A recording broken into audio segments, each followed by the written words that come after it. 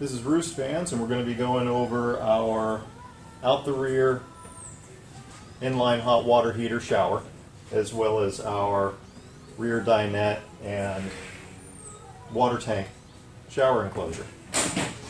It includes storage for your inline heater, as well as cavity for your 22-gallon over-the-wheel well water tank, access for winterization, freshwater fill, as well as the spray port, which we'll show you in a second, and a button that gives you access to seeing how much of a percentage you have available on your water tank. There's a button here that controls the water pump for your water tank and your shower. That needs to be turned on before you can operate the shower. And now I'll go ahead and go over installing the heater on the back door. So you have some plumbing that you'll want to pull out so that it doesn't get bound up while you're pulling out the shower heater. And you can pull this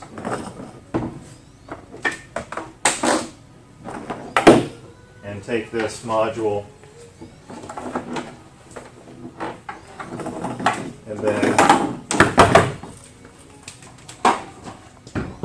hang it on through your door. You have two connections now. Your propane as well as your water supply. Your water supply goes into your spray port. Simple as clicking it in.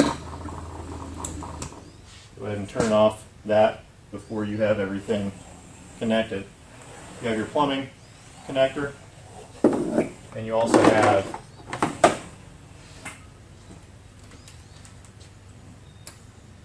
your spray nozzle. Connect your spray nozzle, and that's ready for you. And your plumbing connector, you can connect to your propane tank. Grab your propane tank out of its storage, pop off the lid, and we have an adapter for both a larger propane tank as well as a small propane tank. That adapter can be removed, and you can thread on your propane tank and then put it back in the van and tie it down. All right. After you're all connected, I'll go ahead and show the function of the water, but also the shower curtain rod too.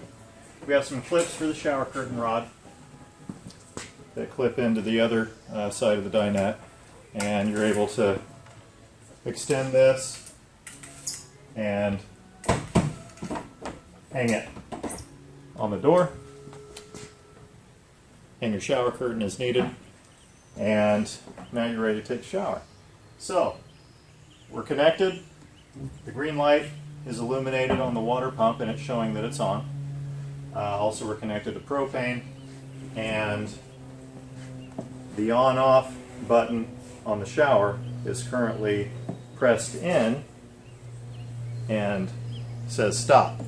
As soon as you turn it on, you're going to hear some clicking, what sounds like a small explosion of flame inside the heater, and you're going to see hot water coming out. You have a couple of options for turning the water pressure up, which will effectively reduce the heat.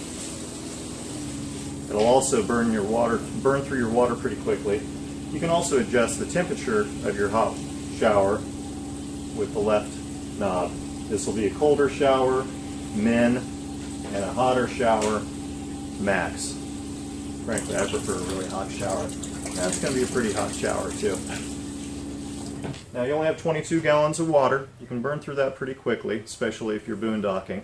So it's always a good idea to get wet. I won't illustrate that.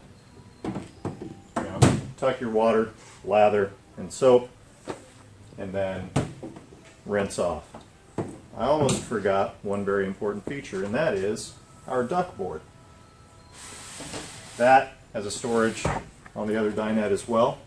And this duckboard gives you a great spot to stand up out of the gravel if needed. Now, whenever you put the shower back and the heater back into place, there's a few steps to follow. First step, turn off your water pump, because when you start disconnecting lines, then you can spit water all over the place. Now there's still pressure in this line, so the next step is to relieve the water pressure out of your hose. Otherwise, you run the risk of, when you disconnect this line, the pressure in the system will spit water out. You can also go ahead and put your duckboard or your shower pan back in. You can collapse your shower curtain rod, clip it into place, and now you're ready to disassemble your heater. There's a quick connect for the shower head, and that comes off simply by pulling, just like a water hose can do in your garden. And now you still have water in the line, so do your best to drain that out before you store your shower head.